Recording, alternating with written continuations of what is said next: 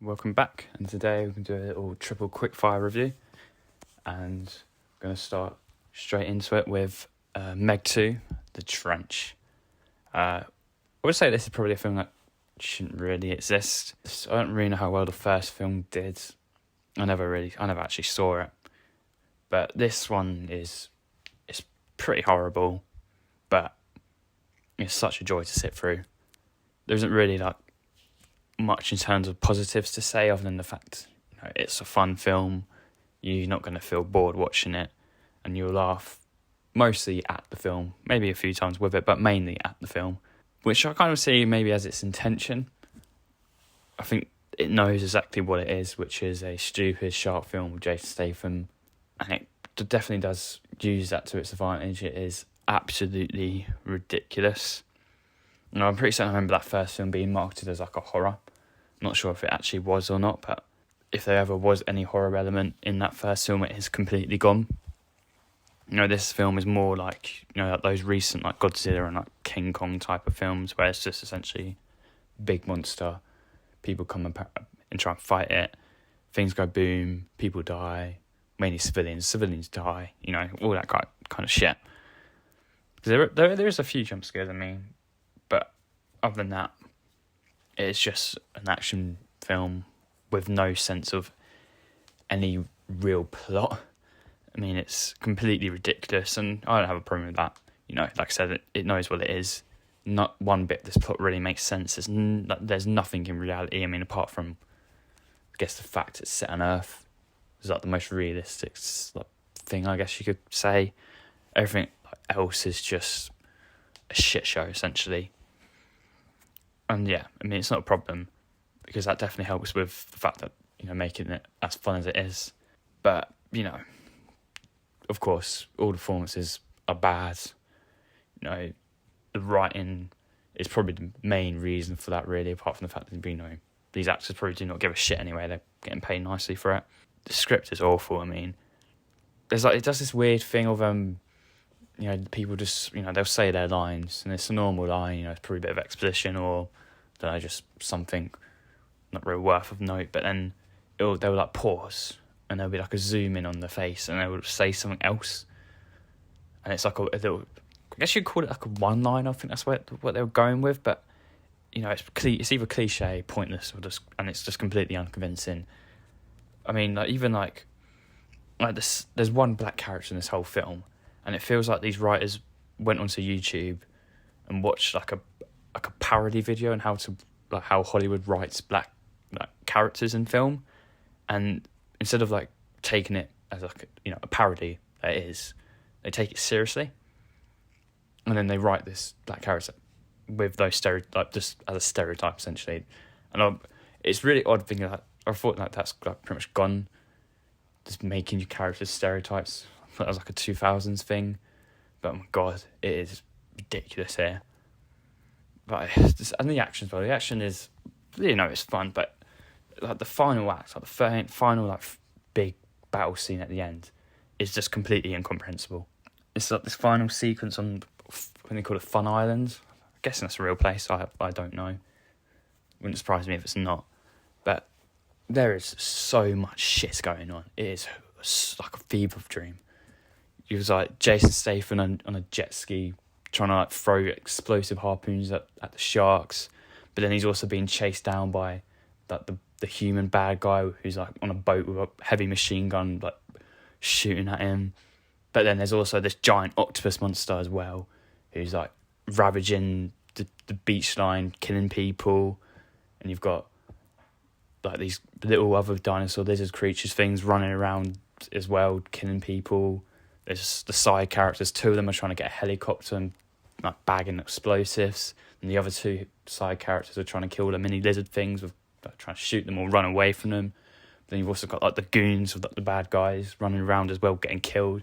So you can't really keep up with what the fuck is going on, and it's just so ridiculous. It's so whack. You try to pay attention to one thing, but 2 seconds later, there'll be another going on. And it'll cut between all this stuff going on. It's like trying to make your brain explode. Jesus. The special effects as well, but throughout this film are pretty awful. which isn't really surprising. But what is interesting, actually, I found, is that like the practical effects, like the suits, some of their weapons look pretty cool. But stuff like that, it looked pretty good. The practical side of this film is actually pretty great. And he's also a director I like. Ben Wheatley, I think his name is. He did 2 films I really like, Free Fire and High Rise. And the shift in between those 2 films and this is ridiculous. I mean, enough to say, there's not much else to say, really. It is hilarious, a lot of fun, but it is an awful film, and it gets a 1.5 out of 5 stars. Next is Teenage Mutant Ninja Turtles Mutant Mayhem. With the case of this film, it's another essentially following footsteps of, say, like Sony and DreamWorks in, making an animated film with substance, with style. I was a fan of the Teenage Mutant Ninja Turtles back in the day when I was a child. They're cool. And to be fair, I completely really forgot about them existing. I mean, last we've seen of them was the Michael Bay produced shit show live action films that I don't remember ever doing very well. And there was 2 of them. But in the case of this, it's hard not to compare it with something like Spider-Verse or Puss in Boots 2. Because it kind of feels a bit like that, taking not a risk, but, using some sort of creativity to make the film look good. And I would say it definitely is the weaker of the 3. The voice work is still great. The action sequences as well in this film are really quite good. It's a really, really good little I'm going to call it a one shot. Well, I'll call it like a one take, but it kind of cuts between like 4 different scenarios, but they all still like. It's a really good little sequence. And they all still moves along with each turtle, and they kind of take from each other. It's a really good little scene. Character design, I think, especially like the villains as well. They look great. The original soundtrack by Trent Reznor, Atticus Ross was quite surprising. Not actually really expecting them to do that, but it was really good. And then, the look of the film, the sound of the film is all great. But where it faults compared to, say, something like Spider-Verse, Puss in Boots 2 is like, it's more the writing and the story. The story in itself isn't bad. I wouldn't call it a bad storyline. It's just a little bit paced pretty poorly. Because there's a lot of scenes that you could probably completely cut short the runtime. It's not even that long of a film anyway. Quite a lot of exposition dumps like here and there that are a little bit unnecessary. And the pace is some bits like the middle chunk of this film is quite slow, surprisingly, compared to pretty much the rest. And then the writing, it's a little bit annoying at times. I think I said before about writing teenage characters in the review I've done, but here they do it, in all fairness, like they do it realistically. I'll say it's realistically. But it's kind of comes off at points quite annoying. It's almost like, no, I wouldn't say too realistic. It's like forced and a little bit like trying to sound cool. They use that word they use sus about 3 times in a row. Okay, really?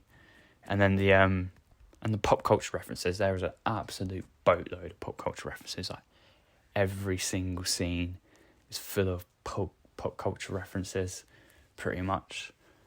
Some of them make some sense. Some of them make like the Turtles. If we've seen Endgame, I don't really know how they would have seen Endgame. I don't know if they've got the DVD or a Blu-ray of it, or they went to the cinema somehow. But it's like 3 hours long. I don't think they would have gotten away with that. Stuff like that. It's a bit random. Certain things. And then the licensed music is a problem in this film. It's a huge problem. Like I said before, the original soundtrack's really good, but it's completely overtaken at times by licensed music. It is everywhere. It feels like there's a song every 10 minutes, and I say about 80-90% of the time it just doesn't work, and that can be a little bit quite annoying actually. It's very annoying. No, it's very annoying at points. There are some of it where it's quite funny and it works quite well, but then the majority of the time you just kind of roll your eyes and go, yeah, here we go again. But I mean, overall, it's not a bad film. Definitely did enjoy it. And the sequel, there's definitely going to be a sequel to this, so I'm hoping that can tighten things up a little bit. I'm Rough Shredder. It should be a lot of fun anyway. So that's a 3 out of 5. So next is Gran Turismo. So, another one of the PlayStation films. This is the second film after Uncharted, which was pretty horrible. And then also you got the Last of Us TV show that, did really well. And, was very successful. It was a very good show. But this film technically isn't a video game adaptation. It definitely has a lot of Gran Turismo. And the first 5 minutes are absolutely bum-licking this game. It's not one I don't think I've ever played Gran Turismo. But, it's technically based on a true story. It's everywhere in the marketing anyway. On the fucking cinema ticket it says it. But, it's about a sim racer, who manages to get a chance to compete in this competition to become a real racer. It's not, for me, it's not a very good film. There is some good things, of course. David Harbour's performance is pretty great. Definitely the best thing about it. There's quite a nice little scene in Japan with the love interest character. And it's actually quite a nice little... It's like a mini montage between the main character and love interest. It's quite good. And the ending as well, I really did like. I think for me, the best way to describe this film is pretty wholesome. Some really nice little wholesome moments throughout. I also liked a lot of the cinematography, mainly in the race scenes. Some of it's pretty great. These nice little swooping shots around the tracks. The editing can make it a little bit iffy. And then, of course, the sound design of these cars is great. And it should be. If it wasn't, then you'd have a very, very big problem. There's just a lot of random problems with the film. I kind of understand why, and I'll do it after I've gone through all these issues. But it's mainly, it feels kind of like the people who made this don't really understand racing too much. Now, don't get me wrong. I'm no expert. I've basically just gotten into F1, but there's weird things like the gear changes. Every time the character goes up a gear, he just instantly gains 50 miles per hour. It's like a boost or something. That's not how it really works. The rival character as well, he's in these big races, he's just constantly crashing into the character, and he gets away with it every single time. He causes quite a big crash at one point, and he's just okay, sure, done, no problem. That's definitely not how it works. You also, the main character seems to make a lot of time in laps as well, out of nowhere. I understand why this is done to a certain extent, but the final race, he gains 6 seconds in half a lap, which is pretty fucking nuts. And then even my mate pointed out as well, with the final corner of Le Mans was wrong, which is an interesting mistake to make. And the last thing the one main thing that bothered me the most was the crashes, the big crashes. There's about 3 of them in the film, and these are crash crashes. These are fatal fucking crashes, but each time the driver just kind of appears. There's the one that really gets me is in this one of the ones in Le Mans, the big final race, and he just darts it into the barrier, and he just cuts around. There's a big fuck off explosion just happens. Okay, that guy's fucking dead. And he just cuts back, and he just kind of crawls out of his car with maybe his glove was on fire or something, and he's completely fucking fine.